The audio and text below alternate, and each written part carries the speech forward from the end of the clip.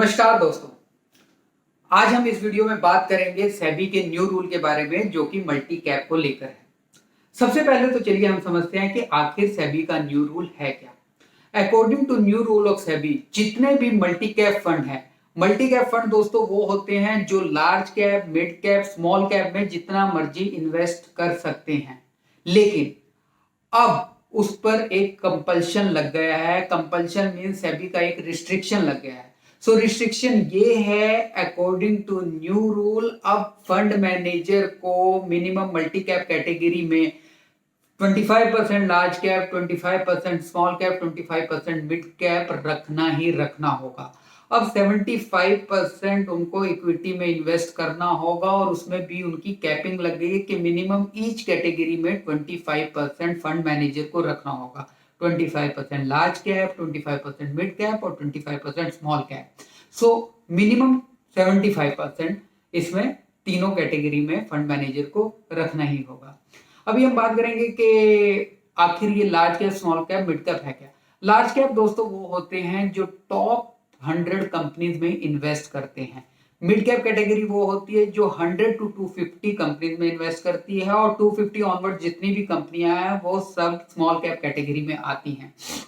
तो अभी तक दोस्तों अगर आपने देखा होगा कि मल्टी कैप कैटेगरी में ऑन एन एवरेज जो फंड मैनेजर है वो 75% के करीब लार्ज कैप में रखते हैं। ऑन एन एवरेज 70% ही पकड़ लीजिए आप, और 20-22% का मिड कैप और 2 से 5% के बीच में स्मॉल कैप रखता है, और बाकी थोड़ा बहुत वो कैश वगैरह भी रखता है रिडम्पशन वगैरह के लिए। तो लेकिन अभी उस पर कैपिंग लग गया है। अभी फंड मैनेजर को मिनिमम 25% ईच कैटेगरी में रखना होगा। ये सेबी का एक नियम है, नियम आ गया है जो फंड मैनेजर को मानना होगा। तो दोस्तों अभी आप समझ रहे हो कि इससे होगा क्या। सो मिनिमम 25% हर कैटेगरी में फंड मैनेजर को रखना होगा और मैक्सिमम 50% ही किसी कैटेगरी में फंड मैनेजर रख सकता है। चलिए मान लीजिए कि जैसे हमने पहले बात की कि fund manager on an average 70-75% multi cap category में लार्ज कैप में रखता है, तो अब होगा क्या कि वो लार्ज कैप की परसेंटेज अब कम हो जाएगी। जैसे अगर मान ले कि मैक्सिमम अब न्यू रूल के हिसाब से 50% ही लार्ज कैप में रख सकता है या किसी भी कैटेगरी में रख सकता है, और फंड मैनेजर जो कि 75% लार्ज कैप में इन्वेस्ट किया हुआ है अभी, वो उसको अकॉर्डिंग टू न्यू रूल कम करेगा, तो वो 25% उस लार्ज कैप में से निकालेगा और वो लार्ज कैप में से स्मॉल कैप और मिड कैप कैटेगरी में वो पैसा जाएगा। तो अभी काफी सवाल भी होंगे कि इस चेंजेस आने के बाद पोर्टफोलियो में क्या होगा।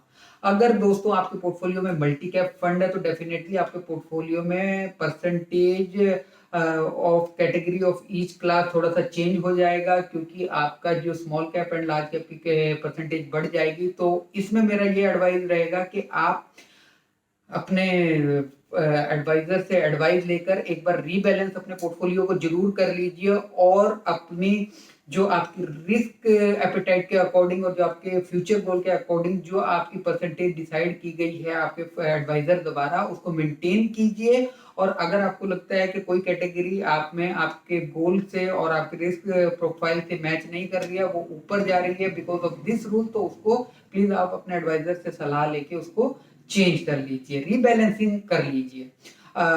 कई मेरे दोस्त, कई मेरे फ्रेंड ये पूछ रहे होंगे कि भाई अगर वो पैसा लार्ज कैप से निकलेगा तो स्मॉल कैप और मिड कैप में जाएगा, तो उसमें एक रैली आ जाएगी, एक बूम आ जाएगा।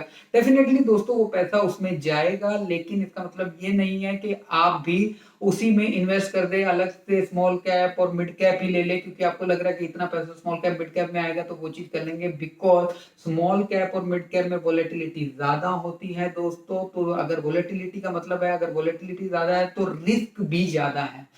तो आप जो भी रिस्क लेंगे वो अपने according to financial plan, according to risk appetite, according to future goal जो भी आपका है उसके अकॉर्डिंग लीजिए, अननेसेसरी मत लीजिए। तो मेरी आपसे यही सलाह है कि आप अपने एडवाइजर की एडवाइस जरूर लीजिए और उसी के अकॉर्डिंग आप चलिए। ये ऐसा नहीं है कि आप स्मॉल कैप या मिड कैप में नहीं कर सकते, डेफिनेटली कर सकते हैं। हर पोर्टफोलियो में एवरी कैटेगरी होनी चाहिए, लेकिन अननेसेसरी आप अगर सोचे कि भाई इस रूल के अकॉर्डिंग अगर ये चेंजेस हो रहे हैं तो हम स्मॉल कैप और मिड कैप में पैसा आएगा लगा दे, तो ये भी गलत है दोस्तों। तो आप प्लीज अपने पोर्टफोलियो को रिविजिट कीजिए, एक बार रीबैलेंस कीजिए, दोबारा से चेक कीजिए। अगर उसमें जरूरत है लार्ज कैप की तो आप लार्ज कैप में इंक्रीज कर सकते हैं। अगर आपको लगता है कि सब कुछ करने के बाद उसमें जरूरत है किसी और कैटेगरी को, आप किसी और कैटेगरी को भी ऐड कर सकते हैं। तो दोस्तों उम्मीद है कि आपको ये सेबी का न्यू रूल समझ आ गया होगा कि इसमें क्या है, और आपको ये वीडियो भी बहुत पसंद आया होगा। और अगर दोस्तों आपको ये वीडियो पसंद आया है तो प्लीज मेरे चैनल को लाइक कीजिए, शेयर कीजिए और सब्सक्राइब कीजिए। Thank you so much.